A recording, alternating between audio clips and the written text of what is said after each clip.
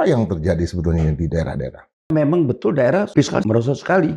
Pedesaan itu segala pusat kemunduran, pusat kemiskinan, keterbelakangan, pengangguran. Kementerian justru yang paling banyak meminta tambahan anggaran baru. Kementerian dan lembaga itu minta lebih tinggi itu nggak benar juga dong. Jebol fiskal kita. Kalau aktivis masuk jadi menteri, jangan berubah. Memang nguji aktivisnya waktu dia jadi pejabat. Kalau jadi pejabat dia berubah, ya berarti dia bukan aktivis. Nah, itu dengar ya banyak sekali ya. Pertambangan liar ini dikonsolidasikan dari underpricing, transfer pricing, tambang liar itu kalau betul negara ambil dan didistribusikan ke kabupaten, ya Allah kaya banget kita. Pak Prabowo yang menguasai negara, dia punya pasukan, punya tentara, punya polisi, punya aparatur lain intelijen, rakyat di survei masih mendukung dia 72%. Jadi apa mau ditakutkan?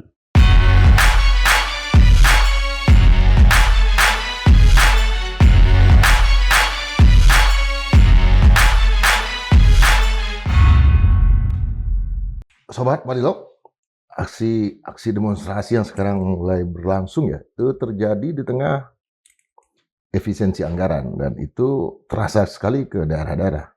Kita tahu beberapa waktu yang lalu ada sejumlah gubernur yang menyampaikan di DPR RI bahwa dalam beberapa bulan ke depan mereka akan kesulitan untuk membayar terutama gaji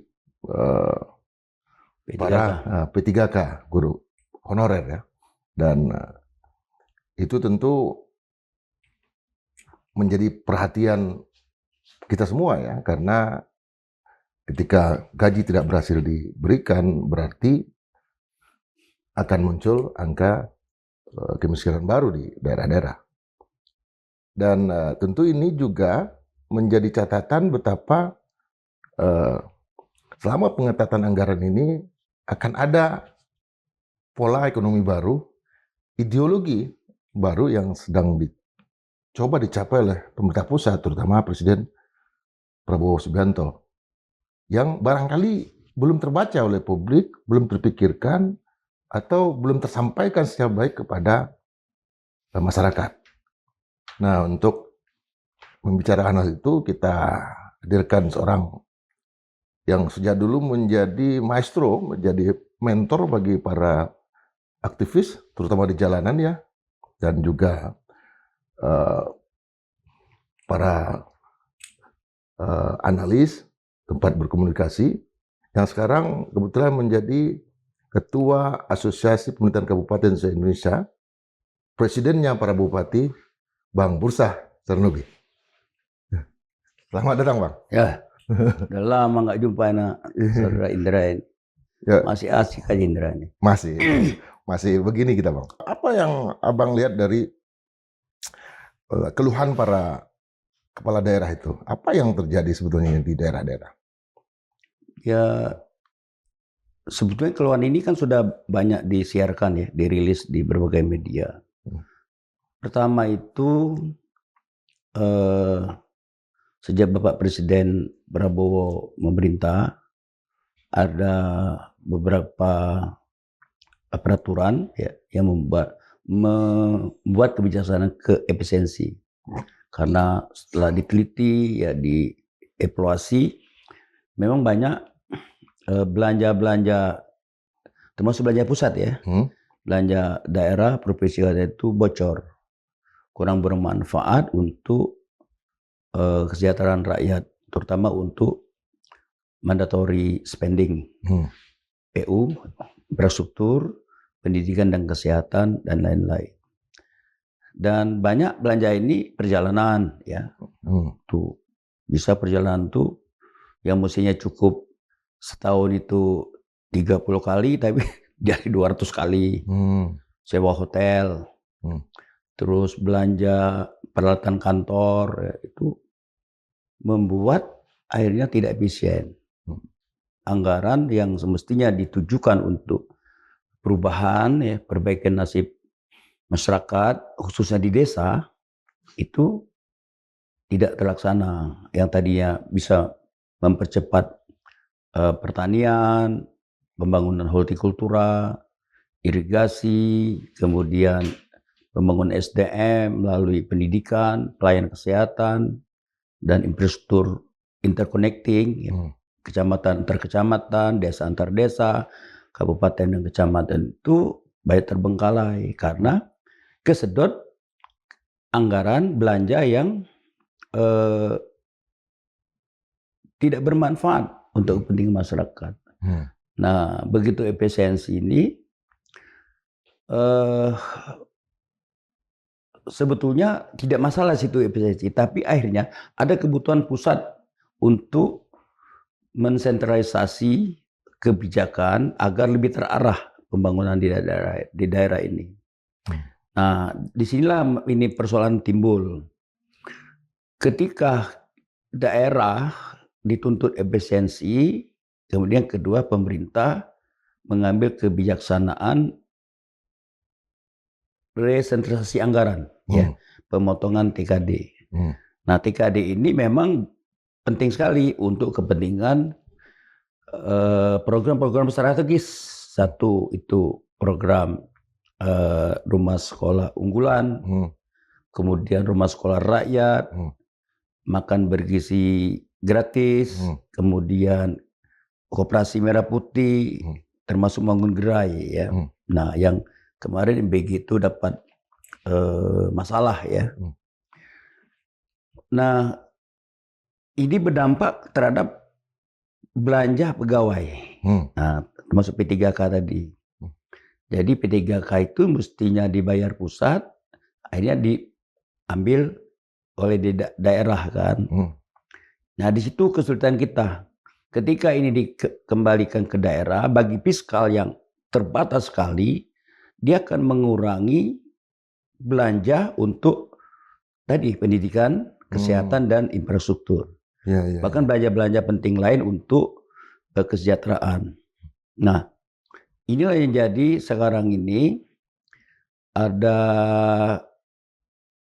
mungkin sekitar 30% ya, atau berapa persen lupa saya kemarin, tapi ada memang betul daerah fiskal ini udah merosot sekali, nggak bisa bayar P3K itu. Nah, karena itu saran kami di dalam pertemuan dengan DPR beberapa hari lalu, APKASI, saya dengan beberapa pengurus, APEKSI, Asosiasi Pemerintahan Kota, dengan Menteri Dalam Negeri, dengan Komisi 2, dengan Asosiasi Pemerintahan Provinsi, bertemu membahas salah satu P3K ini. Nah, tapi karena kita di satu kesatuan, perintah Mendagri atas nama Presiden, dalam keadaan sekarang ini, walaupun fiskal kita agak sulit, jangan ada yang diberhentikan. Jangan diberhentikan. P3K penuh dan paruh waktu. Yang penuh itu gajinya cukup. Yang paruh waktu itu tergantung daerah masing-masing. Ada yang 800, ada yang 600 sebulan, ada 500, ada 300. Itu yang kita sepakati. Dan tidak boleh lagi menerima honor. Tidak boleh menerima honor. Honorer ya? Nggak boleh lagi honor. Karena ini sebetulnya P3K ini penyelesaian honor masa lalu. Tenaga honor. Nah, tapi saya berpendapat begini. Ini kan ada pemerintah mau membuka lowongan CPNS baru kan. Nah, kami berpendapat APKASI bahwa CPNS itu belum perlu dilakukan. Kita manfaatkan dulu P3K ini yang masih banyak ini. Kayak di Lahat itu kan ada lebih kurang 6.000-an P3K. 6.000 di Lahat. 6.000 lebih lah P3K. Nah, sebetulnya mereka ini bisa dimanfaatkan yang masih muda-muda itu. Usia antara 25 ke 40 atau 35 lah ya. Nah, kita bikin formulanya untuk meningkat kompetensi di bidang pendidikan, kesehatan. Begitu sebelum dia masuk langsung ke pegawai negeri, kompetensinya udah oke, baru kita terima. Kan nggak banyak juga, paling 400, 300 kan biasanya tiap tahun kabupaten terima CPNS. Jadi mesti diangkat dari sini aja. Tidak perlu calon CPNS baru. Jadi dengan tenaga P3K udah bekerja, sudah ada pengalaman walaupun belum panjang mereka, tapi kalau yang senior udah panjang ya. Ada pengalaman, tinggal mereka dibebani dengan kualitas. Apa yang dibutuhkan oleh kabupaten, maka itu diisi dengan kompetensi itu. Nah, jadi pandangan kami adalah sementara waktu tunda untuk menerima pegawai negeri yang baru, CPNS baru. Nah, itu yang keadaan keuangan kami dihubung dengan P3K dan kekurangan-kekurangan lain yang memerlukan perhatian pusat. Nah, tapi ini kabarnya akan ada tambahan TKD tahun 2027 ini. Tambahan yang cukup signifikan, mudah-mudahan itu ada kan, sehingga tujuan kita untuk membangun swasembada, kemudian bangun sentra-sentra ekonomi untuk memperkuat daya beli masyarakat, membuka lapangan pekerjaan itu bisa terlaksana di 2026 dan 2007 yang akan datang. Kira-kira gitu highlight yang terjadi sekarang ini. Yang kita lihat justru para kementerian ini justru yang paling banyak meminta tambahan anggaran baru ke Banggar ini, ke DPR. Kementerian? Ya, para kementerian justru bukan kepala daerah. Gimana perjuangannya? Kan sekarang lagi penyusunan anggaran. Ya, kita nggak tahu persis kan, itu kan politik anggaran pusat kan. Kita nggak tahu bahwa kementerian dan lembaga itu minta lebih tinggi itu nggak benar juga dong kalau gitu terjadi. Kan mesti kan begini, kita kan melihat NK ini satu kerangka besar ya, pemerintah pusat, provinsi, daerah. Nah, daerahnya kan ujung tombak. Di sini tempat problematik ekonomi politik kita ya, yang mesti diurus oleh keuangan cukup. Yang kita butuhkan uang cash, bukan aset. Dengan uang cash ini kita bisa melaksanakan tujuan pembangunan di daerah. Nah, dengan kuatnya pembangunan daerah itu, ini akan memberikan insentif untuk pertumbuhan ekonomi nasional. Kan harapan Pak Prabowo kan ke depan ini akan mencapai leverage 8% per tahun ya. Pertumbuhan ekonomi ya? Pertumbuhan ekonomi.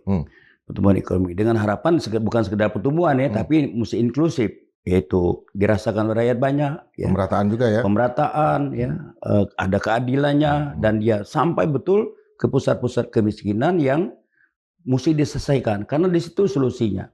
Nah, solusi Indonesia ini mestinya di pedesaan solusinya, karena pedesaan itu segala pusat kemunduran, pusat kemiskinan, keterbelakangan, pengangguran, ya, pusat kekurangan infrastruktur, sumber daya yang nggak cukup. Nah, jadi kita mesti fokus di sana. Masalah kita nggak boleh diabaikan. Jadi kita mesti, nah ini sesuai dengan asas cita Bapak Presiden yang nomor 6. Membangun dari desa dan dari bawah untuk pemerataan dan pemberantasan kemiskinan. Jadi sesuai. Jadi sebetulnya strategi Pak Prabowo itu sudah benar. Sudah memenuhi prasyarat kita, memenuhi pasal 33 Undang-Undang Dasar 45. Dan Pancasila yang nomor 5 untuk keadilan sosial bagi seluruh rakyat Indonesia. Nah, apa masalahnya? Masalah sekarang ada ketimpangan fiskal. Nah, ini yang membuat ada stagnan pembangunan di daerah ini. Ya, stagnan karena memang ada konsentrasi pemusatan keuangan untuk tujuan strategis tadi. Ya. Nah, inilah yang mesti kita pecahkan sekarang. Kita pecahkan agar setidaknya begini, program nasional yang penting itu mesti disesuaikan dengan tujuan kepentingan daerah. Nah, itu udah bisa kita terima. Nah, kalau keuangan ini terpusat, tapi pembangunan ditransfer ke daerah itu tidak sesuai dengan keinginan daerah, itu jadi masalah gitu loh. Tidak melibatkan daerah misalnya, daerah tidak tahu, itu masalah. Nah, kita menerima proyek-proyek strategi nasional, tapi kita diajak ngomong, ajak bicara. Misalnya pemerintah pusat mau bangun, melakukan survei dulu, misalnya di Lahat dia di lahan membutuhkan misalnya irigasi. Nah, boleh arahkan irigasi pusat. Jadi uang nggak kehilangan percuma. Ya, ya. Di satu daerah lain misalnya di daerah Minahasa Utara perlu hilirisasi. Ya, kelapa mesti hilirisasi. Dia tidak butuh tentu tambahan transfer untuk kopi misalnya gitu loh.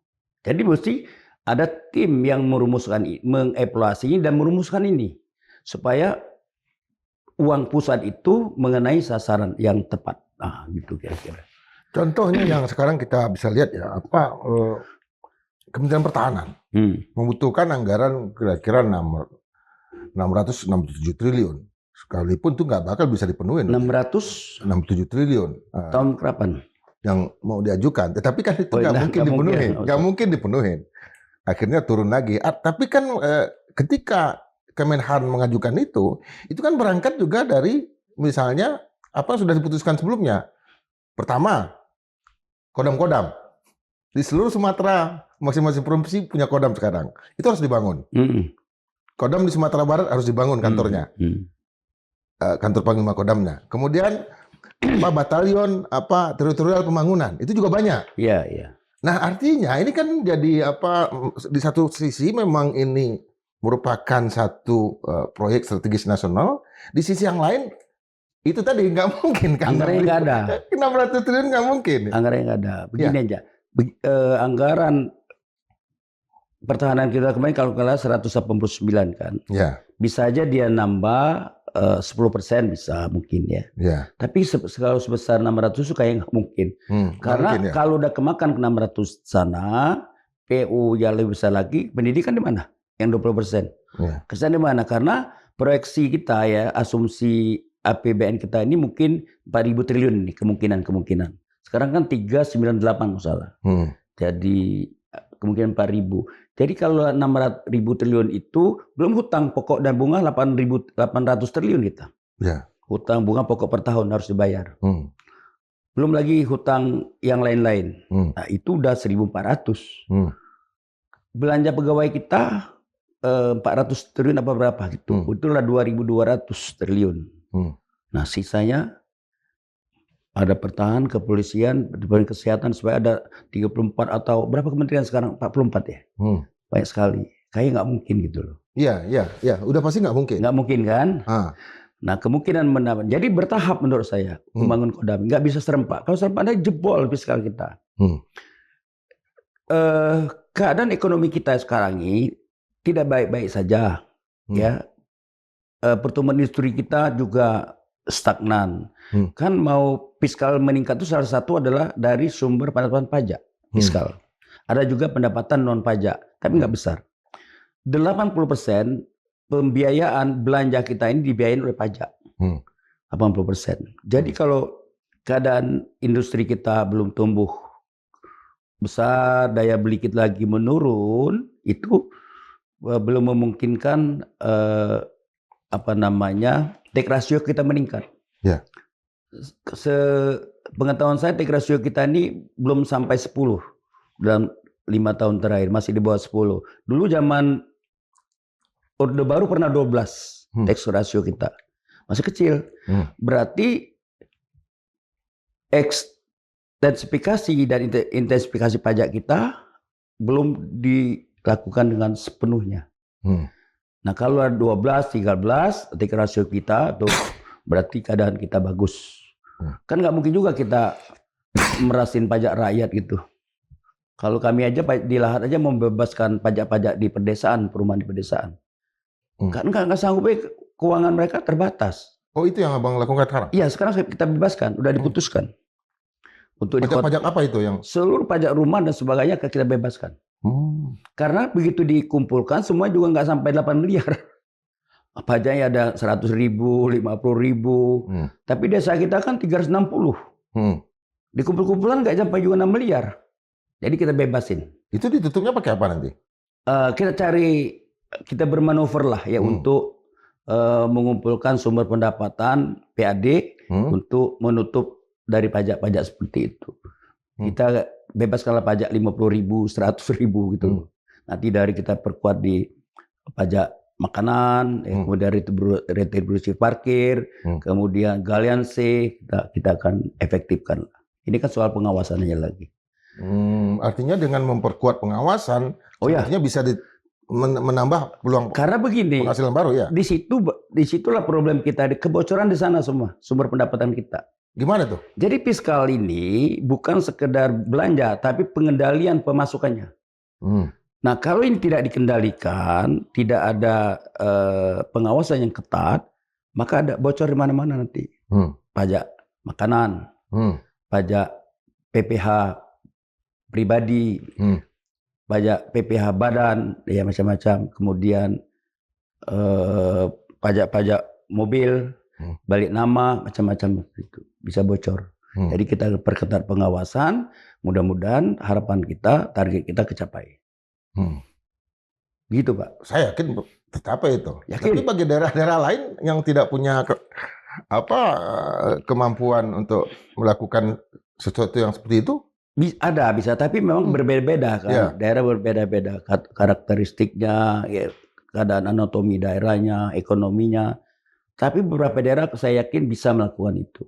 Ya, tapi ada 10%, 5% mungkin belum bisa melakukan seperti itu.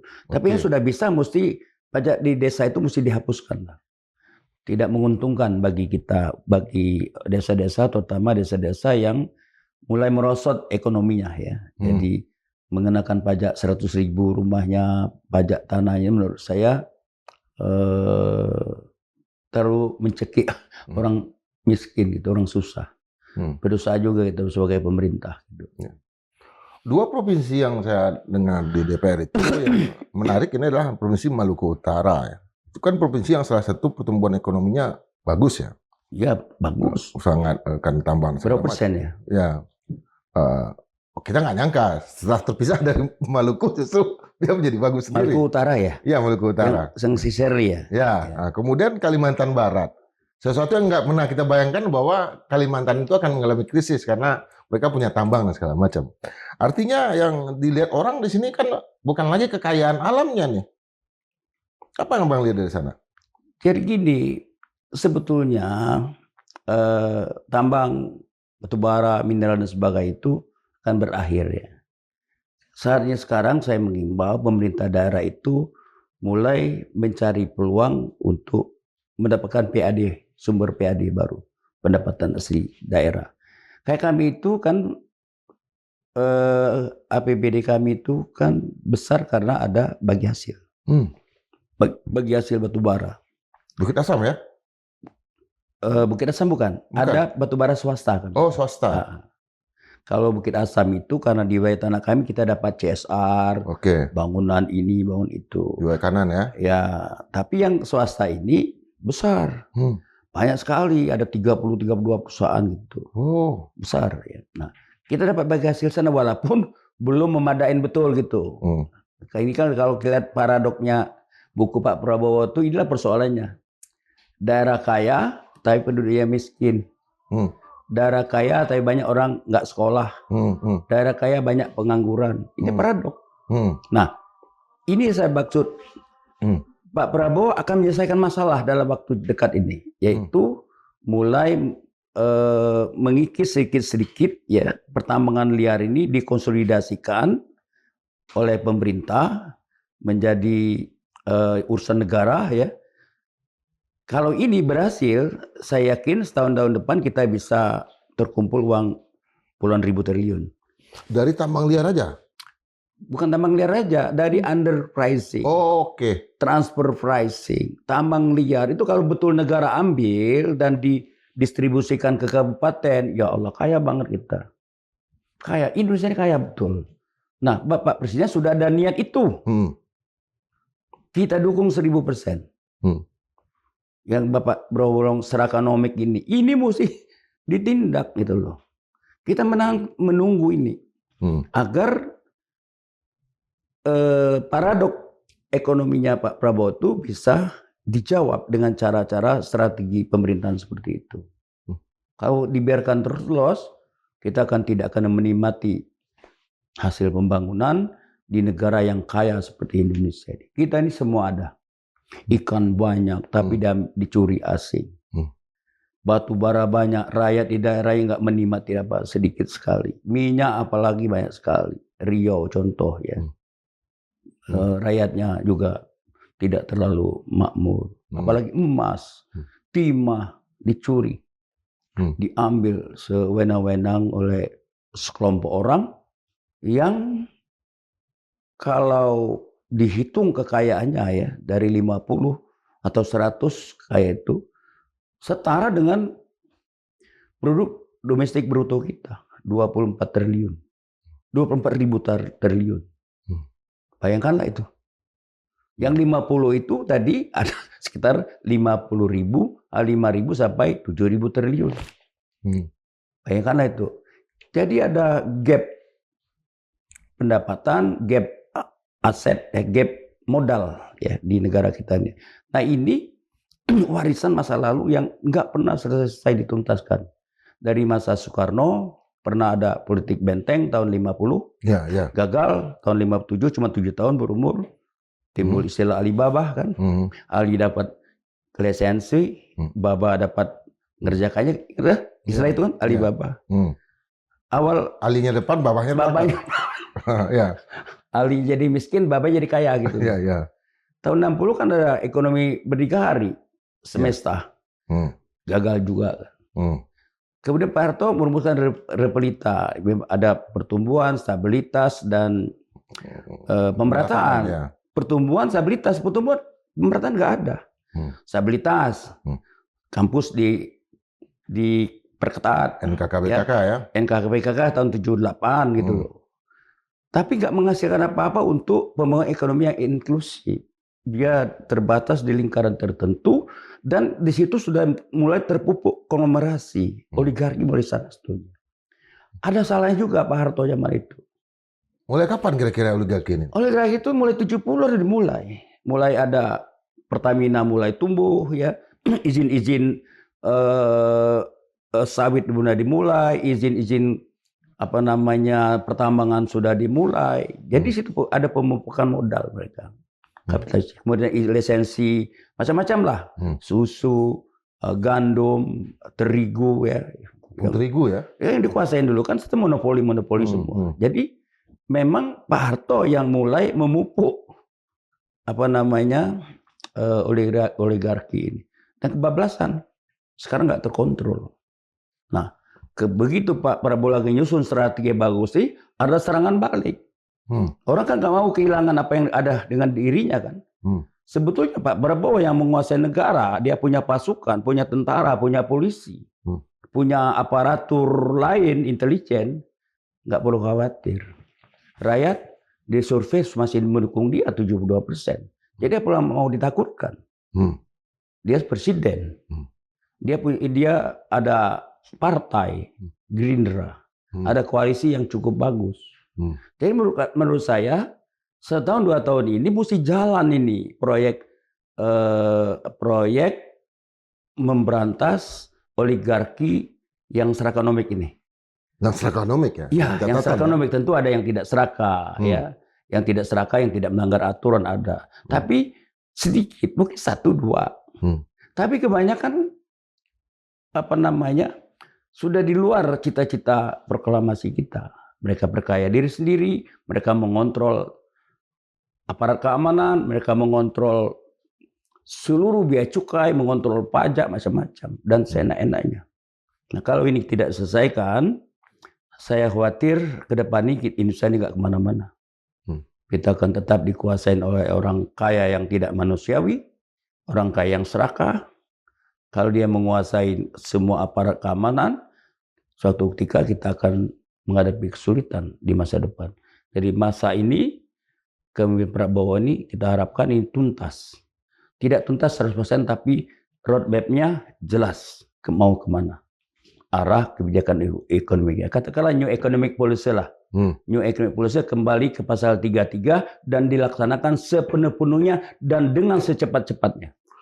New Deal-nya Amerika Serikat ya setelah New Deal lah. Ya? Tahun 30 lah zaman Delano Roosevelt ya. Atau Glasnost and Perestroika-nya Gorbachev ya. Tahun 87-an. Tapi ini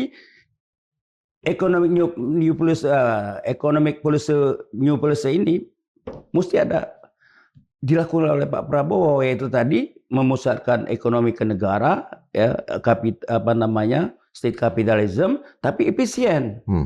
Cina itu kan state capitalism. Dia komunis, partai tunggal, tapi dia terkoneksi dengan pasar bebas. Jadi dia kombinasi sentralisasi politik dengan pasar bebas. Ini modal boleh masuk, boleh orang berinvestasi, dan Cina dalam 20 tahun mengagetkan orang toh. Pertumbuhannya 10%. Nah, tetapi lemahnya state capitalism itu kalau dia tidak efisien, bocor di mana-mana, ya para elit main korupsi, nah itu yang membahayakan. Nah itu yang dilakukan oleh Cina ya? Cina itu. Dengan sediakan 100 peti mati, 1 buat saya. Itu Zorongsi itu bilang itu kalau nggak salah. Zorongsi bilang itu. Kasihkan 100 peti, 1 untuk saya. Dan terjadi. Nah karena itu state capitalism itu kalau efisien, terkontrol dengan baik, pertumbuhan akan bagus. Ekonomi akan bagus, pendataan bagus. Kan ratusan juta orang sudah keluar dari pengangguran di Cina itu. Dan tumbuhnya cepat sekali, 10% dalam tempo 2 dekade. Sekarang agak menurun kan, 8, 6, sekarang 6% nggak usah. Jadi state capitalism itu menjadi penting kita lakukan asal ada kontrol. Yang kontrol tuh ya mesti parlemen, yang kontrol ya presiden. Dan tentu kelompok-kelompok civil society yang berkepentingan dengan masa depan Indonesia yang lebih baik tentunya gitu loh. Nah jadi dengan strategi Pak Prabowo ini dengan ada kebijakan ekonomi baru dia ini bisa memastikan pasal 33 itu memang untuk rakyat Indonesia. Betul nggak kira-kira ya? 1, 2, 3 terutama. Keempat yang demokrasinya. Setelah Cina kan India ini dengan jalan industrialisasi. Ya India ini demokrasi dia kan. Demokrasi tapi tidak berkembang taruh cepat seperti Cina. Nah, mereka berbasis semua kepada sumber daya manusia. India dalam awal-awal tahun 90 mengirim banyak orang ke luar negeri, Cina juga mengirim banyak ke luar negeri untuk sekolah. Nah, jadi memang mereka mengirim orang negeri membuat orang pintar. Walaupun dia berbeda sistem politiknya, tapi sama-sama mereka ramah dengan pasar. Ya, mereka tidak seperti di Cina, ya dikuasai partai tunggal. Mereka banyak partai kan, tetapi sama-sama mereka terkontrol industri mereka. Industri mereka tumbuh banyak di mana-mana. Jadi negara maju itu salah satu yang membuat negara maju itu industrinya tumbuh. Beragam dan biasanya berorientasi ekspor. Nah kelemahan kita di situ, industri kita belum tumbuh, tidak beragam, tidak berorientasi ekspor.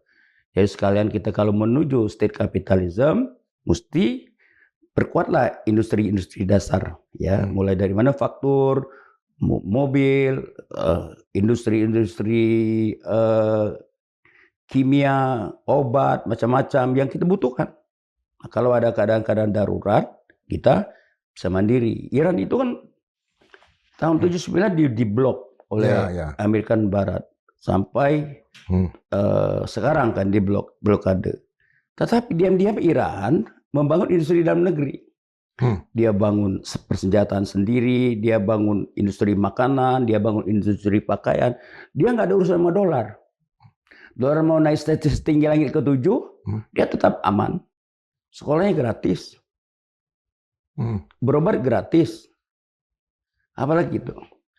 Bahkan kalau saya nonton film tuh Iran itu belajar untuk rudal itu ke Libya malah, ke Gaddafi. Pas era dia perang melawan Irak. Justru artinya bukan dia duluan, dia belajar ke Libya, negara kecil. Nah jadi maksud saya selama 47 tahun mereka diblok ekonomi dan politik.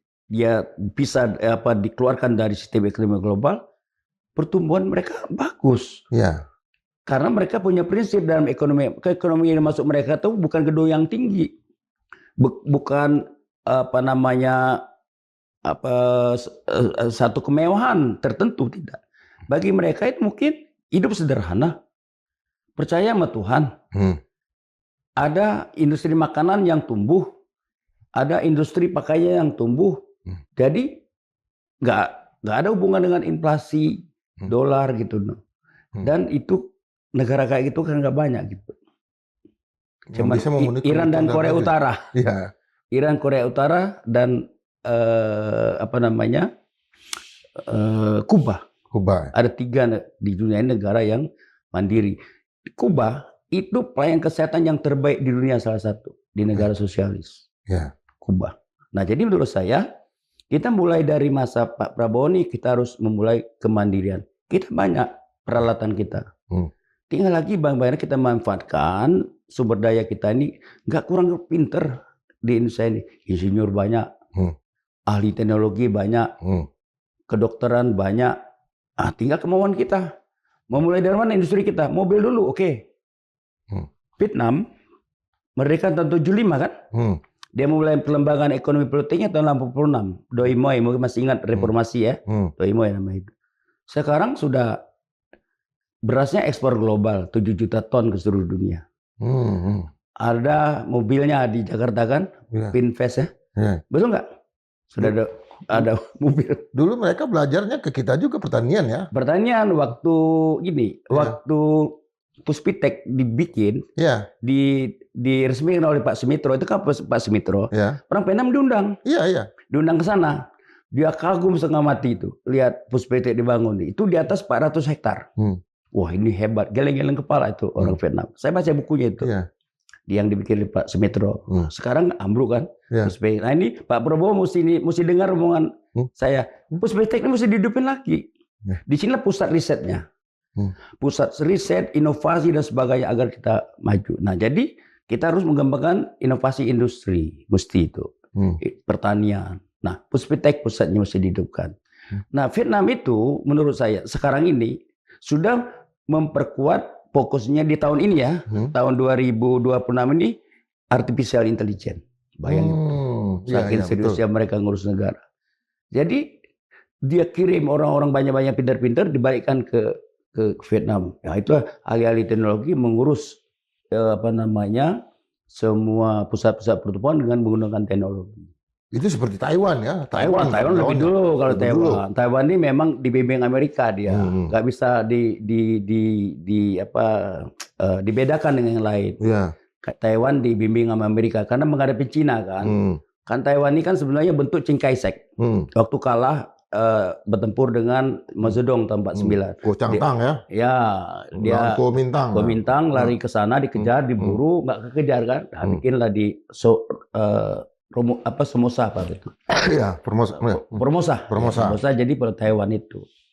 Nah, jadi menurut saya dibimbing sama Amerika, Taiwan ini dikasih uang, dikasih peralatan, jadi negara maju. Jadi sejak tahun 49 sudah dibimbing Amerika. Maka teknologi maju. Taiwan tuh udah kayak negara modern bener. Ya lebih awal daripada Korea Selatan dia kan. Nah, jadi menurut saya saatnya ini Pak Prabowo mengembangkan industri dalam negeri. Ya, yang industri pertanian, industri manufaktur, industri yang kita butuhkan agar kita nggak tergantung dengan dolar. Dan kita nggak perlu khawatir gonjang-ganjing dolar nih. Dulu Malaysia berani loh bikin berkarensinya flat. Dibikin Malaysia tuh waktu itu fluktuatifnya udah hampir 4,9 ringgit Malaysia terhadap dolar. Dibikin flat sama Perdana Menteri waktu itu 2,7 ringgit Malaysia dolar. Udah tenang. Amerika nggak marah itu. Kalau bisa. Karena ada kawan kita juga yang menjadi yang dipakai oleh pemerintah Malaysia, Samsul Hadi PhD almarhum kan? Iya, udah meninggal ya. Iya, kan dia malah bilang, "Enggak kok, otak gue lebih dipakai orang Malaysia ketimbang betul dalam negeri." Kita itu orang Malaysia udah ketinggalan segi teknologi loh. Iya. Nah, jadi menurut saya agak gila-gila juga perlu memerintah ini. Coba kita flat dolar kita 10.000, apa urusannya? 10.000 aja. Udah, pokoknya tukar 10.000. Tuh ya. Kedua, kita mesti juga dagang jangan ke blok Amerika semua, ada ke Cina, ada mesti ke Pakistan, ada ke Asia Tengah, mesti begitu dong. Ya. Supaya murah harga uangnya. Ini kan juga gara-gara Amerika juga kan perubahan rupiah, uang diperdagangkan karena tahun 71 itu ada disebut Nixon Shock. Nixon Shock itu membuat uang dolar tidak dijamin lagi dengan emas. Mulai itulah jadi dolar itu diperdagangkan. Itu tahun 71 zaman Nixon karena krisis ekonomi menghadapi perang Vietnam pada waktu itu. Nah karena itu Nixon Shock itu hilangnya cadangan jaminan emas untuk jaminan keuangan.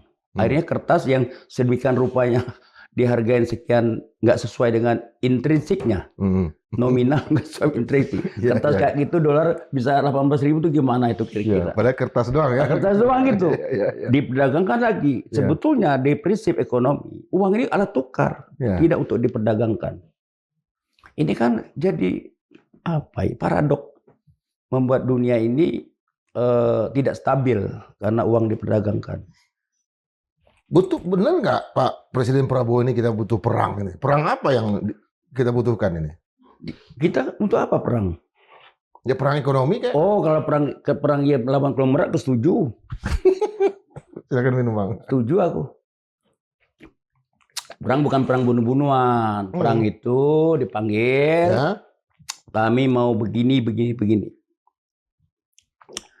Yang dulu kalian ambil, kalian curangin dalam 30 tahun terakhir karena ada under invoicing, under pricing, itu segala dan sebagainya itu mesti dibalikin dong. Nah itu kan harusnya lebih terbuka. Iya, sekarang kan kelihatan kan nggak terlalu terbuka. Yang di Kejaksaan Agung cuma uang, hasil rampasan. Tapi siapa yang memberikan uang itu kan nggak Nah ini yang belum ini Bapak Prabowo negakkan hukumnya. Tegakkan hukum. Kalau udah tegakkan hukum, ketahuan kan 15.000 triliun, 20.000 triliun. Waduh. Dari siapa? Berjaya negara kita ini. Nggak ada lagi orang nggak bisa sekolah. Nggak ada lagi orang miskin. 20.000 triliun dikembalikan ke negara. Saya yakin mau kalau Pak Prabowo berani. Saya pikir Pak Prabowo berani lah. Ini momentumnya. Dan orang-orang itu juga nggak mungkin juga merelokasi asetnya ke negara lain. Toh negara lain juga nggak banyak yang tumbuh kan? Ya suruh pergi aja pulang, pergi keluar negeri mereka. Hasil mereka juga banyak di sini kan? Mereka akhirnya balik juga kan? Balik. Nggak mungkin mereka di luar negeri mereka nggak bisa bisnis kayak begini. Apalagi di Eropa, di Amerika nggak bisa. Kan mereka udah tertib hukum kan? Kita ini karena kurang tertib hukum. Masih wild west. Jadi menurut saya ini saatnya Prabowo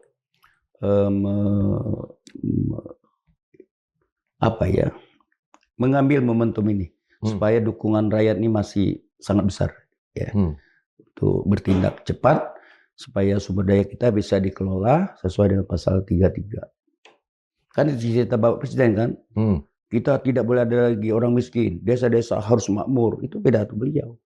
Nah, karena itu kami menyesuaikan kebijakan daerah atau kabupaten kita mulai membangun irigasi, membangun peternakan, perkebunan, hortikultura. Kita mesti menyesuaikan dengan kebijakan pusat. Mau nggak mau. Itu seluruh daerah melakukan itu? Saya yakin melakukan itu. Kita kan diberi wawasan oleh Mendagri. Mendagri kan orang kedua setelah presiden dalam mengontrol kebijakan daerah. Mendagri itu yang terus mengawasi, mengarahkan gitu. Meskipun kadang-kadang kurang pas juga Mendagri mengarahkan kita gitu. Tapi intinya Mendagri itu orang kedua setelah presiden. Kita sangat mendengar soal-soal kayak begitu.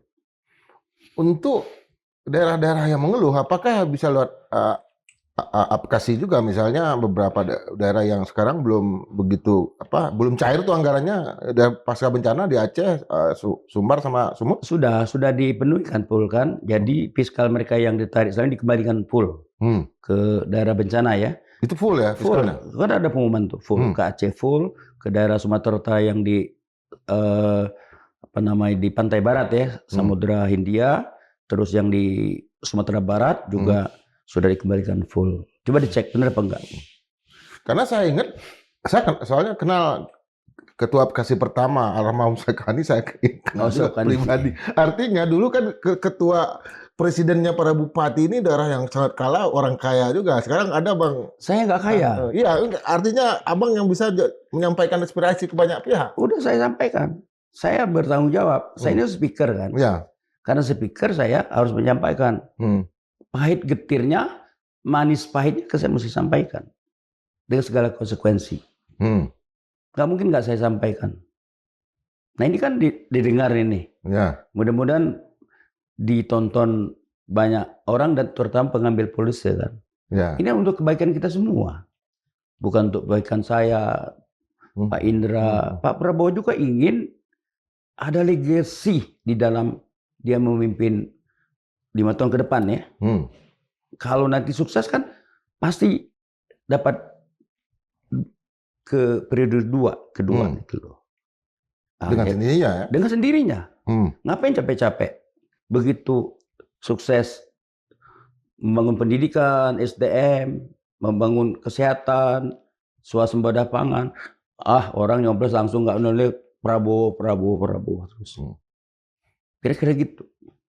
Gejolak yang terjadi beberapa hari ini, terutama di kalangan mahasiswa itu apa nih? Kira-kira kenapa ya mahasiswa? Apa belum begitu clear mereka mendapat penjelasan atau memang mereka benar-benar sudah resah dengan keadaan? Ya bisa kita catat seperti itu, bisa resah ya. Bisa saja karena informasi belum lengkap. Tapi gini, kalau istilah Bang Riman itu biasanya kalau mahasiswa turun yang udah menyangkut soal tuntutan ya, politik dan ekonomi itu yang disebut in the feeling. Jadi perasaan paling dalam dari keresahan masyarakat. Karena mahasiswa itu mewakili kepentingan rakyat banyak, selalu begitu. Karena apa? Mereka tuh idealis. Nggak ada kepentingan kecuali mahasiswa-mahasiswa yang suka demo tidak idealis ya. Tapi mahasiswa secara keseluruhan itu biasanya membawa kepentingan suara orang banyak.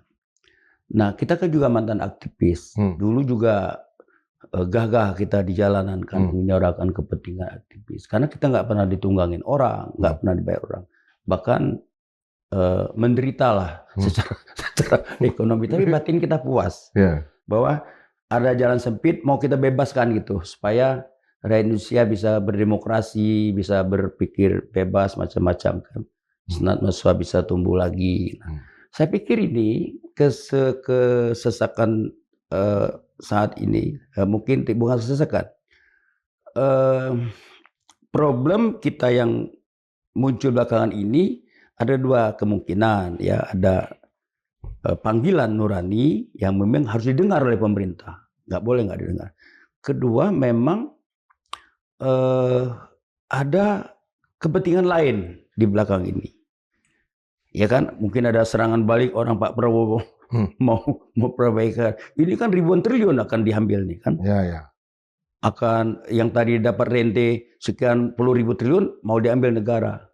Bisa ada serangan balik, bisa saja. Aku bisa berspekulasi. Tapi sejak itu gerakan mahasiswa ini gerakan murni menurut saya harus dikanalisir.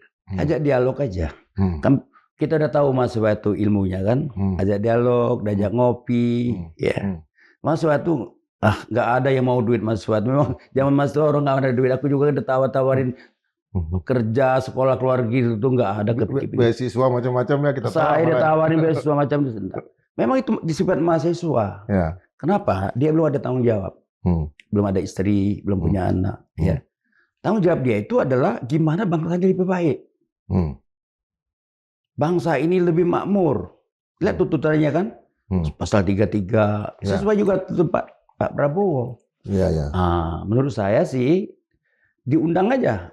Anak-anak ini ceritakan bahwa kami lagi menjalankan ini. Beri kami waktu 2 tahun, 3 tahun ke depan. Menurut saya begitu. Jadi jangan ditutup pintunya. Begitu tutup, lama-lama ya meledak juga. Diundang oleh presiden misalnya? Ada bicara dong. Jelaskan sejelas-jelasnya bahwa saya lagi ingin melaksanakan ini dalam tempo 2 tahun 3 tahun ke depan. Bersabarlah adik-adik, anak-anakku, wah gitu dong. Kita ini kan satu bangsa, satu bahasa, satu bangsa. Dan jangan pulang-pulang dikasih amplop ya. Oh, jangan. Nanti justru macam-macam. Nggak bener itu. Nggak bener ya. Jangan dididik mahasiswa kayak begitu. Mahasiswa mesti dididik dengan kepintaran, dengan ilmu, dengan teknologi. Nah, yang bersempatan sepintar sekolah kan keluar negeri, nggak salah. Negara wajib menyekolahkan orang-orang pintar. Almarhum Ciil, semua dia ke luar negeri sudah dapat habis ditangkap kan di luar negeri. Sekolah jadi pintar dia kan nggak masalah. Apa salahnya? Masa kita marah orang di sekolah kan nggak masalah. Ya. Menurut saya banyak cara kita menghadapi. Aku pernah muda juga kan. Muda. Masih muda kok Bang sekarang. Halo, saya masih muda. Saya ingat demonstrasi nggak bisa saya muda. Yeah. Jadi kita memang ada panggilan perasaan kita paling dalam kalau kita itu. Karena kita nggak bawa agenda apa-apa. Kita ingin waktu itu segera demokrasi. Tapi lama sekali saya tingkat 1 mulai bergerak demonstrasi dari tingkat 1 tahun 80. Jebol 98 kan? Yeah. 18 tahun tuh diintip orang terus. Iya. 18 tahun dikontrol, diintip, tempat tidur, ke rumah kosan gitu loh. Tapi nggak apa-apa, namanya perjuangan. Nah, saya tuh kadang merenung, kok saya bisa umur panjang sampai sekarang tuh saya, ya Allah saya bilang, bisa umur panjang 67 tahun saya sekarang. Udah 67 Pak ya? 67 saya. Saya pikir masih 67 tahun, saya merenung, kok saya bisa di titik ini loh, kalau lihat kesulitan masa lalu itu loh. Bisa di titik ini. Nah, jadi kalau aktivis masuk jadi menteri, ya menurut saya sih ada dialog. Jangan berubah. Kan intinya kan kita ingin perbaikan kan? Ya. Ingin perbaikan. Jadi kalau aktivis jadi menteri, jadi ini, jangan berubah. Nah, memang nguji aktivisnya waktu dia jadi pejabat. Kalau jadi pejabat dia berubah, ya berarti dia bukan aktivis. Nah, itu dengar ya banyak sekali ya. Saya harus lihat ke kamera di sini. Jangan berubah ya. Ya. Jangan berubah. Ya. Jadi apa saja jangan berubah karena itu bawaan kita sebetulnya ya, batin kita. Ya karena 70% kan anggota kabinet sekarang kan kawan-kawan kita nih, Bang. Iya, maksud saya yang berubah. Lebih banyak berdialoglah dengan aktivis, sampai ke dengan presiden, dijembatani, insya Allah tidak ada situasi keadaan pun yang susah diatasi asal pintu dialog dibuka. Ada bersama-sama kopi, saya selalu kopi morning lah, senang lah. Mas Fat itu kan bangga ketemu presiden di istana atau di Hambalang, bangga lah, siapa nggak bangga? Jadi di pesan khusus ya? Iya dong. Jangan dimusuhin. Sebab kalau dimusuhin nanti Mas Fat itu nggak takut mati. Di mana Mas Fat takut mati? Punya uang dia nggak punya, mobil nggak punya, istri belum. Nah kalau aku demo sekarang takut mati saya. Masih ada anak, ada istri gitu loh. Punya gimana daerahnya? Ya kira-kira gitu loh. Tanggung jawab sebagai bupati. Jadi, ya. Mas Fat itu begitulah karakternya. Kan Mas Fat itu kan tugasnya 3. Fungsi perguruan tinggi itu kan, Tridharma perguruan tinggi, pendidikan, penelitian, pengabdian masyarakat. Nah, pengabdian masyarakat ini salah satu adalah menyuarakan kepentingan rakyat banyak, kegelisahan. Nah, supaya kegelisahannya enggak terus berkelanjutan, diberikan sejelas-jelasnya kepada anak-anak muda ini. Ambil perwakilannya 100 orang, 200 orang, ngopi, nanti sebulan lagi ngopi lagi. Saya pikir ketemu biar keluar. Ada progres. Masa sih mahasiswa nggak mau percaya dengan kebijakan Pak Prabowo untuk menguasai negara untuk kepentingan rakyat, melaksanakan pasal 33. Mesti percaya kita saat ini mesti. Tapi mesti clear. 2 tahun ke depan tuh kelihatan makmurnya gitu, tanda-tanda kemakmuran itu gitu loh. Mesti ada kelihatan. Dan terus dengan apalagi yang bocor-bocornya harus ditangkap ya? Iya dong. Kalau enggak gimana kita? Nggak ada namanya orang dekat ya. Itu satu pertanda baik juga. Oh, tanda baik ini kan orang dekat dia sendiri. Ya. Itu hebat tuh. Nggak ada perlindungan. Ya, mesti kan dinasihatin dulu. Mesti kalau saya kawan kan nasihat dulu, balikin duit gitu. Ini kan langsung diambil. Nah jadi ke depan ini mesti ada jembatan, ya, ada kanal membuat anak-anak muda ini merasa terwakili kepentingannya.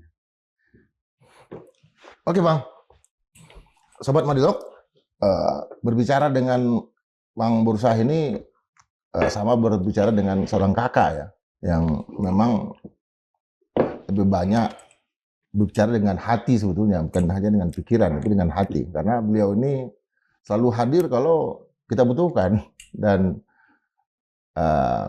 karena beliau sekarang seorang bupati, khawatirnya kita ya, beliau tidak lagi berdialog dengan kita, tapi kenyataannya ada ya. Ke Madilog tuh janjinya ke Kang Dharma itu udah 6 bulan katanya. Sibuk. Baru sekarang muncul. Mudah-mudahan dalam kesempatan berikutnya bisa sekali sebulan muncul di sini. 2 bulan sekali lah. Sekali 2 bulan katanya, sekali 2 bulan. Sampai jumpa dengan Bang Bursah 2 bulan lagi. Insya Allah. Jumpa lagi. Ya, makasih.